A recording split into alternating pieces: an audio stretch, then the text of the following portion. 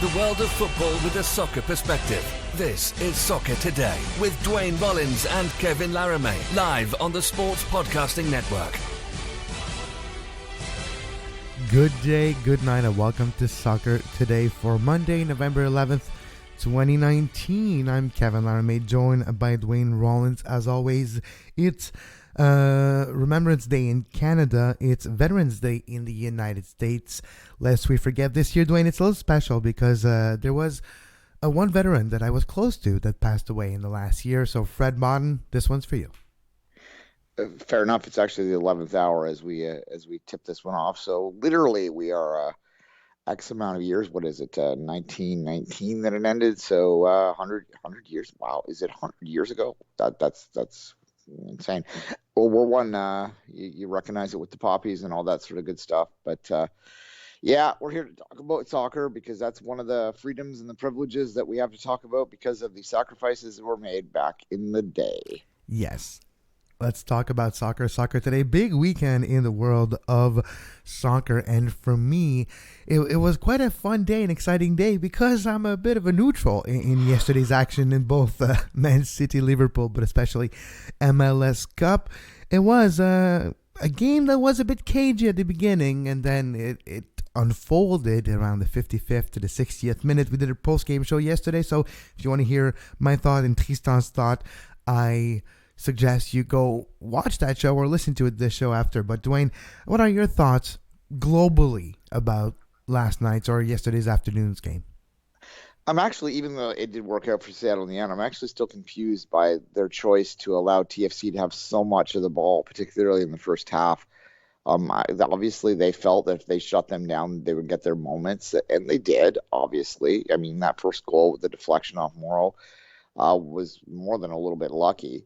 And once that happened, the game changed at that point. TFC didn't have enough to chase back. They were looking, obviously, to get that one goal, possibly from the guy that got it late in the game. But by that time, of course, it didn't matter. Look, I think we all understood going into the game that the talent difference was in Seattle's favor, and obviously at-home advantage into that it would take a very strong performance by TFC to get it done. And you know, I remember talking about TFC back in July and before that when we said, you know, they can't have it both ways. They're either good in the back or they're good in the front, but they can't be good at both. And during the undefeated streak, which of course ended yesterday, they sort of figured that out, but never completely. They did have to sacrifice a little bit of their attacking power that they had early in the season to make it a little bit more solid at the back. Yesterday, what happened was that they just didn't have enough bite in the final third, and in the end, that was more than enough to not be enough. We saw Seattle. You mentioned the first goal, Leerdam. It was given to Leerdam after all. It wasn't considered an own goal, but the run of the play, it was the first time Seattle scored on the run of play against Toronto in MLS Cup history after 3 games. And there was a few of them. And we saw Victor Rodriguez being a really important part of the midfield of Seattle late in the second half. But one part of Toronto FC that surprised me yesterday, Duane, is Omar Gonzalez's play. We all knew he wasn't 100%. Was it too much of a gamble for Greg Vanney? And now it's easy to say on Monday morning, playing Monday morning manager. I know. But when we look at Omar Gonzalez's responsibilities, either on the run of play leading up to the first goal or clearly involved in the second one also, and his missed opportunities on set plays too, which if fully fit Omar Gonzalez will be on top of those aerial balls in the corners. What were your thoughts when you saw Omar Gonzalez struggle in the first part of this game? Yeah, I mean, you're right. We had the debate. We were talking a lot about Josie, obviously, in the lead up to this game in terms of whether, I asked Charles directly whether it would be the right idea to even play him, even if he was ready a little bit. And we didn't talk about Gonzalez in the same way. And part of that is because we don't trust Simon in the same way. But that said, Simon had a decent playoff in the lead up to this game. And maybe it would have made sense to keep things the exact same way that they were going in. Look, TFC's biggest weakness all year and even in the playoffs was that they don't have the ability at the back to keep up with pacier teams. And Seattle certainly was, and I felt this going in, that was one of the biggest challenges of this game. That I almost think, as weird as this sounds, I almost think that TFC would have had a better chance against LAFC. I think the matchup was poor for TFC because Seattle's strength was so much about getting on that front foot, particularly on the counter. And Gonzalez was a great addition for TFC. You remember back, again, let's go back to the first half of the season. When I say the first half of the season, you've got to eliminate the first 4 games or 5 games when TFC was very good, and then the next, 12 or whatever that they played there where they were very bad. And you're talking about the 8 game in general, where there was the 8 game winless streak with Greg Vanney, which was his worst in career since managing Toronto. That spell in May, June type of the time. Yeah. You look at that and what Gonzalez did when he came in is he stabilized that and allowed them to get on that roll in August, where again we've talked about this ad nauseum at this point, but they weren't losing, they weren't winning a ton either, but they weren't losing, and that was the difference in a lot of ways was his ability to stabilize things, but that still didn't take on that issue, and he was exposed with his lack of foot speed. Gonzalez is a great player in the air. He's a great MLS defender in a lot of ways, but he's not swift of foot. So TFC, one of the things they need to do in the offseason, they need to address that. They need to address that probably in the midfield a little bit. They need to stop that to not expose them so much at the back so that you're not getting into one-on-one battles where your slower players will get burned and that's just kind of what happened. I'm not going to throw him under the bus by any means because, as I said, and if he's injured, it's not necessarily his fault as well, right? And it's the person who puts him in this position. And I was talking to Tristan after the game yesterday. We were so pumped about this game that we're still talking about. When you're not 100% and you just come in late in the game, you don't have time to be exposed of your weakness due to your injury to your opposition. But this way, be starting a match in a highly anticipated and very watched environment where the players will look at everything they can to get a small advantage. If they see you moving a bit more awkwardly than before, they'll notice, maybe if I go to his left, he doesn't seem to be 100%. Maybe it has something to do with his left part of his body and I can bypass him. It's a crude analogy. It's a crude way to look at it, but it's as simple. Sometimes it's that single advantage that will make a big difference. And we've seen the times that Toronto were beat on the counter, it was that. But let's speak about the counter. You mentioned you were bewildered by the tactics of Brian Schmetzer in the first half, literally letting Toronto have 65% of the possession and wanting to break them on the counter basically was, I guess, the tactic. At the end of the day, it worked, but it did leave a lot of people wondering what was going on. No, exactly. And like I said, their first goal, it's lucky. It just is. There's no other way to put it. It deflects and goes in. They didn't call an own goal. Come on, man. That's an own goal. If it's any other game, it probably is called that way. I think it's literally because of the rule of the law in Major League Soccer. If the shot is directed on target, so I guess it was viewed as on target. That's the only explanation. Yeah, look, the point I'm making, that doesn't go in, and TFC's still in that. Well, once they're chasing the game, it's a lot different. And certainly once they allowed that goal, there was not a lot of – it didn't seem like TFC was going to get a chance. And I remember having a conversation with the people I was out with where we talked about that. It's TFC had a lot of the ball, but they didn't have a lot of clear chances. Seattle was defending quite well. That said, had it remained 0-0 into the 75th, 80th, 90th minute – I'm giving Toronto a chance in there. So then Josie comes on and gets the goal, and you see the right. That was a scenario for Toronto. Keep it close or tight until Josie can come on, and because you were trailing, Toronto had to put Josie on at the 65th minute, and we'll get to Josie in a second because an interesting aspect of how he actually got ready for this game and went on. That was quite telling of his healthy or not status. But Seattle, they did win. And to me, the best way to explain how they played, Duane, is they decided to play that like they had the lead, even though they didn't for the first 65 minutes. And that is interesting, but it worked for Brian Schmetzer. And I guess we have to give him a lot of the credit for the success of Seattle this year. Sure. Yeah. I mean, look, I think that that's probably going to disappoint a few people. Some other neutral observers would be disappointed in the fact that Seattle just didn't put the front foot down. But I suppose that they felt that if they did that, that they had a chance to let Toronto get that lead, and then they're really in trouble if Toronto could pack it in that way, right? So it did work. It's not the approach that I think I would have taken, but nonetheless, it worked. And I think that the reason it worked was because the talent difference was just a little bit more, and that if Josie's healthy, the talent difference in those two teams is not as big as it was yesterday, but he clearly isn't. And, that said, what we saw, what happened, he came in and what happened, man? Like it's Nothing for a long time, and then he scored later on, and which is Josie. yes, which is Josie, but his fitness level. 35 days ago, he had a quad injury, which is probably a lot more severe than we were led to believe. That is probably a fact. And then at around the 64th minute, Luke Wellman and Stephen Caldwell on TSN here in Canada, Duane mentioned, no, Josie's still on the bench. No warm-up yet. He hasn't been warmed up at all. No movement at all on the Josie aspect. 65th minute, look at the bench. He's putting a jersey on. 66th minute, he's coming onto the pitch. When did he actually warm up? He probably didn't because they felt that he couldn't, I think probably the thinking with Josie is that he had just enough to get himself in a scoring position and get a shot on goal. And if he could do that, then he had the ability to find the back of the net. But he didn't have a lot of his mobility to allow him to find the spaces that he might have had he been totally healthy. Woulda, coulda, shoulda when it comes to Toronto in terms of their ability to win this. But if it's not MLS Cup, clearly he's sitting out a couple more weeks, right?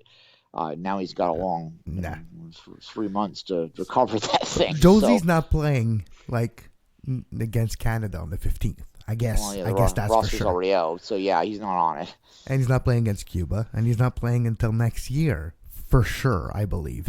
And that's going to be interesting. Speaking of next year, we'll talk in a minute about already the trade window about to open, and general managers, technical directors, sporting directors across Major League Soccer already having to take hard decisions. In some cases, the decisions have been made a long time ago, but we'll see them executed later today and in the coming few days. Just quick word on the MLS Cup champions once again. Seattle Sounders 3-1. Jordan Morris, Brad Smith, Victor Rodriguez were important pieces in this victory, Duane, in my opinion. Of course, Lodero and Rui Diaz were the name most touted and talked about, and we know Lodero, how important he is for the midfield of Seattle, and we know how Rui Diaz has helped the scoring of the Sounders, which was a problem over the last couple of years, even though that defensively they played well in the playoffs. But Victor Rodriguez is the type of player that I think Toronto needs as well in the future. Maybe it's easy to say every team needs a Victor Rodriguez, but when we look at the depth chart of Toronto FC in the attacking role, Jordan Hamilton never really was replaced or had a better option than him on the bench. Josie Altidore, we all know his injury status over the last few years, unfortunately. That's what it was missing at the end of the day. Another target man. And I go back to the comments of Greg Vanney at halftime saying, well, we have to try to find a way to break down through the midfield, through the middle of our attack, because right now, even if we want to cross it in, we don't have a target. We don't have a big body to give the ball to. To me, that's really telling when you look at Toronto FC. And Duane, that's what I said last night. Toronto FC made it to MLS Cup despite a tumultuous year. This is not a project. This is not a team that was built with an identity and a end goal in mind. This is a project of two minds. This is Tim Bezbatchenko, the rest of Tim Bezbatchenko, and the beginning of Ali Curtis, and the reactionary aspect of the Pozuelo deal. So maybe this is a good result for a team that was never meant to be where it was yesterday. First off on Seattle, 2 championships in 4 years, in the playoffs every year of their existence, are inarguably the most consistent team in Major League Soccer over the last decade. Absolutely full measure. They are deserving champions, put aside all your talk about LAFC and all that sort of stuff. The Seattle Sounders are absolutely deserving 2019 champions and were the better team on the day. Just tactics, nitpicking here. Like, who cares? They got the win. That's what matters. In terms of Toronto, Kevin, like as a TFC observer, you have to look at this and go, this was an unexpected moment for them. And it's a testament, I think, to their veteran players and their sort of mental strength. We talked about that yesterday, how mentally strong this team was. And I think that they deserve a lot of credit for being able to battle through and get themselves to an MLS Cup Final and get themselves within 90 minutes and, one bounce here or there from winning a championship. Because you're right, this is not a completed project at all. In fact, you look at, last January when everything started to go crazy in TFC land. The idea back then that they would somehow piece together a team that could get themselves back to MLS Cup Final was absurd.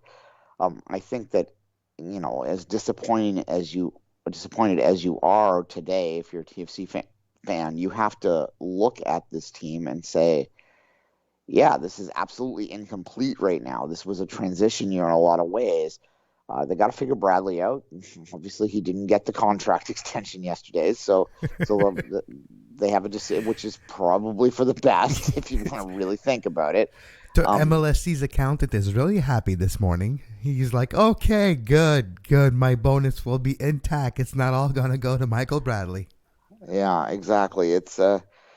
They have some money to spend then, if they can get Bradley off of a DP contract, and I think he wants to stay in Toronto, so I think that's workable for them.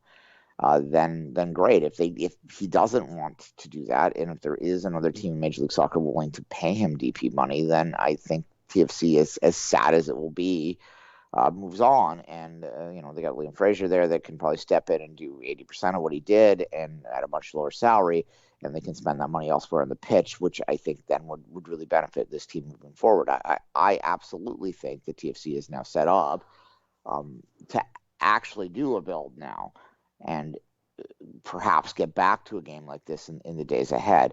It still probably stings a little bit today, because anytime you get to a championship final, you understand how much sort of fortune that goes into any run like that. And whenever you get 90 minutes away from winning a championship, you kind of want to win it, because you never know, right? The cliche of maybe we'll never get there for the rest of our career is true, because most of the time you don't. It's actually a rarity that you go back to the championship game. Yeah. I mean, look, like, you play these playoffs 10 times, and this is the only time this ends like this, right? It's TFC was lucky's a really kind of has a negative connotation to it. They were fortunate though at times through these playoffs, and they put themselves in the position to be fortunate. But I do think that they have set themselves up now. Ali Curtis has the opportunity to actually do a build, because they really didn't in the offseason. It was reactionary in the offseason. They made reactionary moves. They can now make planned moves to actually add to the pieces that are there so that they can perhaps move forward. You can't be angry if you're a TFC fan. I mean, you can be sad, you can be frustrated, you can be upset that it didn't happen. Sure, the moment it's sports and all that sort of stuff, but logically, you can't actually be upset about this season. They made MLS Cup Final after Sebastian Javenko and Victor Vasquez left within 2 weeks of each other in the offseason. That's an accomplishment and a half. With the new GM just coming into work to Toronto, right? Yeah. Which no contact in no networks of contact in the market, and so it's fascinating aspect of it. I think they had Pozuelo targeted. But they had to speed that up, and we all saw the pressure points they put on to get Pozuelo in March. They kind of burned some bridges to do that, to be honest. And maybe they shouldn't go back to Belgium for a while, but nonetheless. Well, it will be fascinating. And now looking at overall these playoffs, Duane, it's first year of the new format, the accelerated format, I would call it. One game, go home or continue. So you go on or you go home. And what do you think about this format with hindsight, looking at the speed of it, the quickness of it, and overall the playoffs in 2019? I think it works. Honestly, is it a format that is set up to absolutely give the better teams as much chance as possible to win? No. but I think within the context of what they're trying to accomplish from an entertainment product, it's the right approach to go. Um, it's unfortunate. The only thing that I wish they could remove from it, and I don't know how they do this, is to actually eliminate that break until the start of the playoffs, because there was quite a long stretch there with that October international break. But it's the reality of it. They're ending their season in October and November, which there's two international breaks in them. They have to figure that out. That's the only thing I would change if I could, but I do think it works, and I doubt they're going to move away from it. It's quick, it's interesting, it rewards the home teams. I mean, you look at, Toronto was the exception, Yeah. in the sense that they, and even that they were the 4th seed, not the 7th or something, right? So it's They still had one home game, right? Yeah, exactly. So it is rewarding the home teams a little bit more. Other than that, we didn't have the 1-versus-1, but we did have the better teams mostly go through, particularly in that first round, which I think is when it really matters. Yeah. If upsets happen in that 2-3 matchup or a 1-4 matchup, it's not as big of an upset as a 1-7, or 2-7. Pardon me. Yeah, because then it really gives the opinion or the optics that your regular season is kind of like meaningless if your number 7 team can just come in and beat your number 1 team. Otherwise, it makes your league close, right? There's a difference between the two. Yeah, I mean, you play this format 10 years, and sure, you're going to get a 7-2 upset in there at one point, but by and large, this is set up to reward the home teams. Look, I look at again, like, let's just talk about LAFC for a second here. If they have 2 legs against Seattle, they probably approach first off, they're starting in Seattle, and things are probably approached a little bit differently, and maybe it's a different result because a two-leg playoff is a little bit different than a single knockout. But I don't really care when it comes to that. Like, if you're good enough to win the championship, you should be good enough to win those games. And as far as the LAFC legacy questions go, yeah, they were brilliant this year, but at the same time, we were talking about how they weren't playing as well down the stretches as they were all season going into the playoffs. So to me, it wasn't that huge of an upset. In fact, we kind of called it as a potential upset in the lead up to it. We most of careful observers on Major League Soccer, I should say, had not picked Seattle to win MLS Cup. Had not picked LAFC. We had either like New York, NYCFC. A lot of people had Seattle. It turned out that it was the case. But looking at the overall playoffs as well, I do think that it still lived up to the trope of Major League Soccer that what you need to do is start to get hot towards the end of the season, and that momentum carries on into the playoffs. So I guess this playoff format really fits Major League Soccer, because the trope of Major League Soccer, a team that wants to win needing to be hot at the right time and continue to do so, was actually true with both finalists in this case. Well, yeah, TFC 13 games without a loss, as we said, heading into Seattle's been consistent all year for sure. It does play to that. Look, yeah, it's very much a league of strength at the end versus strength at the beginning. But I do think the new format actually adds to that and insists that you also have put yourself in a position that your hot streak at the end will let you get a 1, 2, 3 seed, kind of, rather than even TFC coming from 4 is really tough because they had to play the 2 road games in a row to get there, right? Like, I don't think you're going to see many 4 seeds get to an MLS Cup moving forward, but so it's perfect in a lot of ways if you're going to have that. I mean, I know there's a lot of people that hate playoffs out there, but if you're going to have one, this is the way to go in my mind. It was highly entertaining. That's really the purpose of it. I mean, MLS is an entertainment league. It's an entertainment product. That was an entertaining thing, and it's understandable. It's digestible. No one's explaining away goal rules to anyone.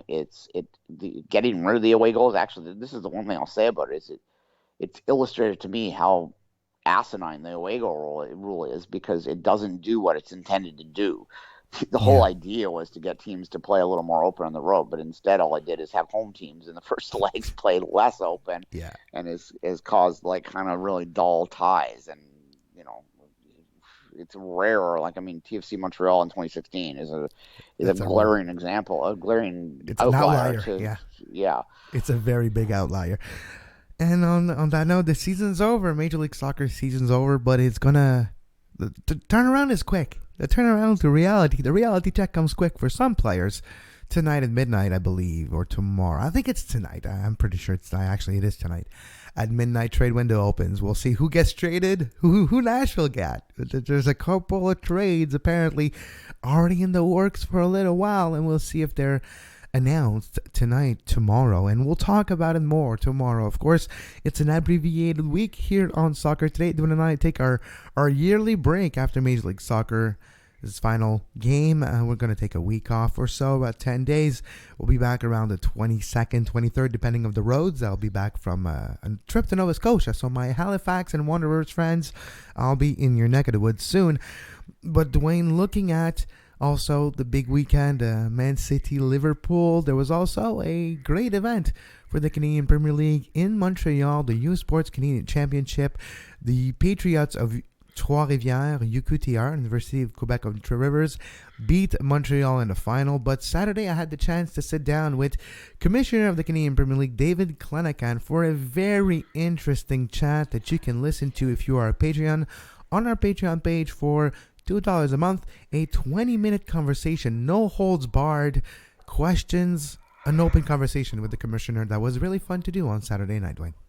No, for sure. I mean, obviously, it was an interesting year for the CanPL and Trois-Rivières winning the U Sport Championship in an all Quebec final. As I said yesterday, we had a show yesterday, folks, if you haven't listened to it yet. It's really tells me that there's a lot of talent in the province of Quebec that might get overlooked, and hopefully that the CanPL teams are looking at that moving forward. But certainly $2 a month, $2 a month or more, you can have an opportunity to listen to bonus shows like the interview with the commissioner, and there will be a lot more of those in the days ahead. So It really isn't a lot of money, and it helps us a lot. It covers our expenses. It allows us to do this daily, and sometimes, this week it was more than daily. Well, literally daily. When we say daily, of course, we mean Monday to Friday. But it helps us a lot. So if you can afford it, give us a little bit of a throw us a toonie our way. And on November 19th, the new slate of Patreon tiers will be unveiled with all your bonus content. Great project that Duane and other collaborators of the network are working on to deliver to you. Starting November 19th will be the announcement. We'll have a special offer a couple of weeks, and we'll bring you great content. But before we say goodbye, Duane, let's address a situation. A lot of listeners have been waiting for 28 minutes for your comments on VAR. Look, I could live with Michael Oliver's error. It was an error, but it was a very difficult call to make. So, Michael Oliver actually is a decent referee, so I'm not trying to throw him under the bus with this. My issue with VAR, particularly in England, is if you're going to have it, then they want their cake and eat it too, right? Like they want to have VAR to say they have it, but they don't actually want to overturn anything. And they don't send the referee to the screen, which is weird also.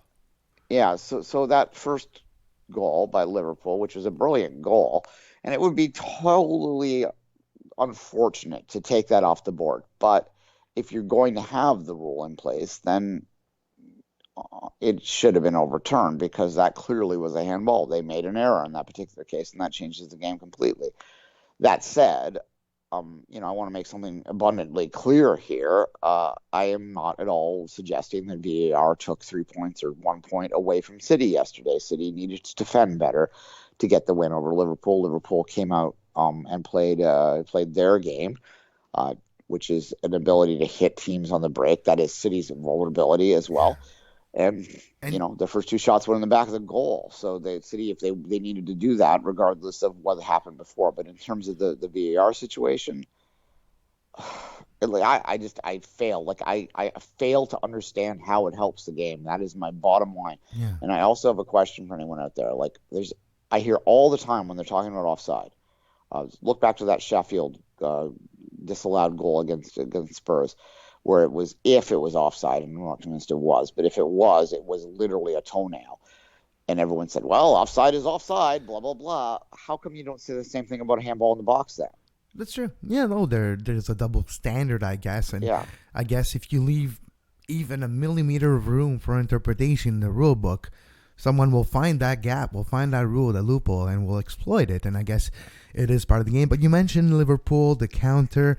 To me, their second goal, the beauty of the execution, that Alexander-Arnold pass, first of all, to open up everything on the counter, and their clinical finish in the counter is quite something to see, Duane. I have to say, I was impressed by the second goal and the fluidity, the clinical finish of Mo Salah on that one.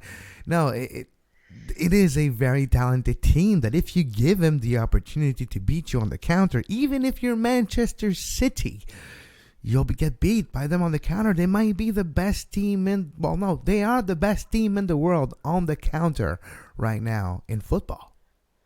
No, for sure. They might be the best team in football. There's no doubt about it. I mean, look, it was a weird game. And this is what I said at the end. If you look at my Twitter feed, it's like it was a weird game. And you absolutely can look at it and argue that City could have won it. I mean, they missed several point-blank chances. The VAR situation we've already talked about, but they didn't. So, it is what it is at this point. So, congratulations to Liverpool. It is a long season. Anyone that's claiming the title race is over is being a bit silly. I mean, they're only 8 points back on Chelsea, by the way, not on City. I was going to say, don't forget about the Blues. The Blues are here. For that matter either. But yeah, it's, I think it's theirs to lose. There's no doubt about it. Like they lost one game last year. They don't seem like they're going to lose anything. But that said, a couple injuries and things can change pretty quick. They hadn't particularly been playing that well leading into this, but it was an entertaining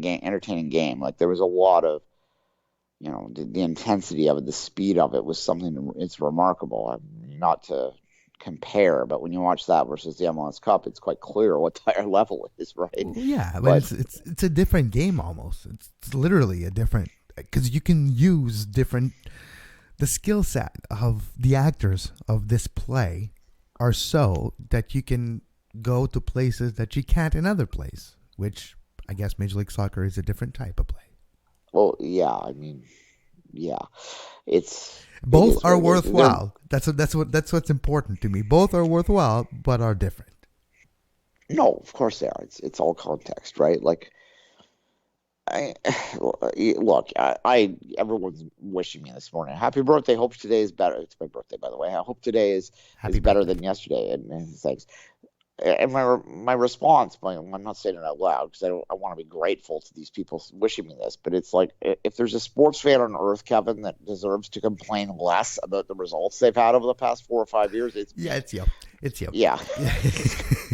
All the way to seeing even England in the semifinal of the World Cup. You had a good run. The Capitals winning.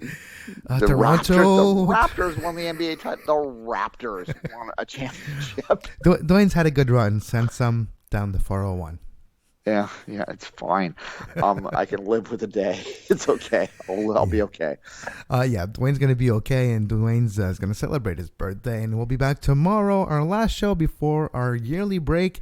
There'll be a Two Solitude Soccer podcast also tomorrow, so make sure you go to our Patreon page, patreon.com/sports podcasting network. $2 a month will give you access to a plethora of shows. 2 from the weekend last week. Great time to be a fan of Soccer Today and the Two Solitude Soccer podcast.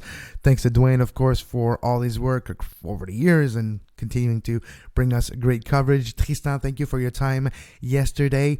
And we'll be back tomorrow with more of the world of football with a soccer perspective. MLS trade windows opening. Players are going to get traded. Some players that just won yesterday might actually be traded before they arrive at the rally in Seattle tomorrow, and that is fascinating in a way. More on that tomorrow on Soccer Today. And until then, have a great soccer. You can find the podcast version of all the shows we do on iTunes, Apple Podcast, Google Play Store, TuneIn Radio, iHeartRadio, and anywhere you get your podcast.